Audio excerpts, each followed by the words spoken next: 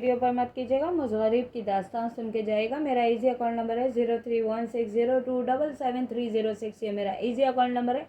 लाजमी मेरे चैनल को like, share, comment, follow, subscribe करने वाले को अल्लाह जुमरे की तौफीक अता फरमाए, जो ना करे उसको ना बुलाए। ज़्यादा से ज़्यादा सपोर्ट करें, मदद करें ताकि मेरा टिकटॉक लाइव खुल सके।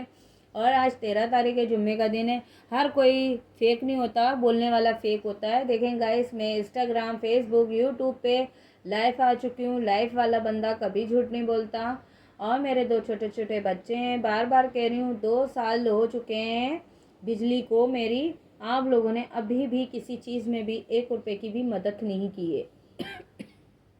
प्यारे दोस्तों, आपने अब तक बहुत सी कहानियां सुनी होंगी, लेकिन क्या आपने कभी उस लड़की की जिंदगी को करीब से देखा है जो सिग्नल के ट्रैफिक पर भीख मांगकर अपना पेट पालती है? क्या आपने कभी सोचा है कि उनकी जिंदगी कैसी होती है, उनके दिन कैसे कटते हैं? और अगर आप खुद उस जगह होते तो क्या आप भी वही करते जो हालात उनसे करवाते हैं? आज मैं आपको ऐसी ही एक लड़की की हकीकत से जुड़ी कहानी सुनाने जा रहा हूं, जो आपकी सोच बदल कर रख देगी। ये कहानी उस शहर की है जहां दौलत की चमक इतनी ज्यादा है कि अक्सर इंसानियत उस चमक में अंधी हो जाती है। लेकिन उसी शहर की गगनचुंबी इमारतों के पीछे, जहां सूरज की रोशनी भी आने से कतराती थी, एक ऐसी दुनिया बसती थी जिसे लोग बस्ती कहते थे। उस बस्ती में जिंदगी हर रोज दम तोड़ती थी और हर सुबह फिर से जी उठती थी। उसी बस्ती के सबसे आखिरी छोर पर, जहां नाले का गंदा पानी बहता था और हवा में नमी और सीलन की बू होती थी, वहां एक छोटी सी टूटी फूटी झोपड़ी थी। वह झोपड़ी प्लास्टिक की थैलियों, टीन के जंग लगे टुकड़ों और बांस की पुरानी लकड़ियों से बनी थी।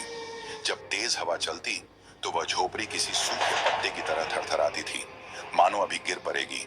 उस झोपड़ी में 2 जानें रहती थीं। एक, जिसका जिस्म वक्त की मार से पूरी तरह सूख चुका था, वो बूढ़ी दादी। और दूसरी, जो उस कीचड़ में कमल की तरह खिली थी, जीनत। जीनत नाम का मतलब ही सजावट होता है, और कुदरत ने उसे बनाते वक्त फुर्सत के पल निकाले थे। 18 साल की जैनत की खूबसूरती ऐसी थी कि अगर उसे अच्छे कपड़े और जेवर पहना दिए जाएं, तो वह किसी रियासत की शहजादी लगे। उसका रंग गेहुआ था, लेकिन उसमें सोने जैसी चमक थी। उसकी आंखें, ओह, वो आंखें, बड़ी बड़ी काली आंखें जिनमें एक गहरा समंदर छुपा था। उन आंखों में एक अजीब सी वीरानगी थी, एक ऐसा सवाल था जिसका जवाब दुनिया के पास नहीं था। उसके बाल, जो अक्सर धूल और धुएं से उलझे रहते थे, जब कभी वह उन्हें धोती तो वे कमर तक किसी काले झरने की तरह गिरते थे। लेकिन अफसोस, इंसान की किस्मत उसके चेहरे पर नहीं लिखी होती। जीनत अनाथ थी। उसके माँ बाप का साया तब सर से उठ गया था जब वह बहुत छोटी थी। उसे तो उनका चेहरा भी ठीक से याद नहीं था। उसकी पूरी दुनिया उसकी दादी थी। दादी, जो अब इतनी बूढ़ी हो चुकी थी कि उनकी कमर कमान की तरह झुक गई थी। उनकी आंखों में अब मोतियाबिंद उतर आया था, जिससे उन्हें धुंधला दिखाई देता था। जीनत की जिंदगी का एक ही मकसद था, दादी की सांसें बचाए रखना। गरीबी ने जीनत को वक्त से पहले बरा कर दिया था। उसके तन पर जो कपड़े होते थे, ये शब्द बोलने में जितना आसान है, जीने में उतना ही कड़वा। जीनत रोज सुबह उठती, दादी को बासी रोटी खिलाती, अगर घर में होती तो, और फिर अपनी इज्जत को अपनी मुट्ठी में भींचकर शहर की बेरहम सड़कों पर निकल पड़ती। शहर का हाजी अली वाला सिग्नल बहुत मशहूर था। यहाँ शहर की सबसे महंगी गाड़ियां गुजरती थीं। जीनत का ठिकाना यही था। उस दिन दिसंबर की कड़ाके की ठंड थी। आसमान में बादल ऐसे छाए थे जैसे शहर का दम घुट रहा हो। ठंडी हवा किसी चाकू की तरह चमड़ी को काट रही थी।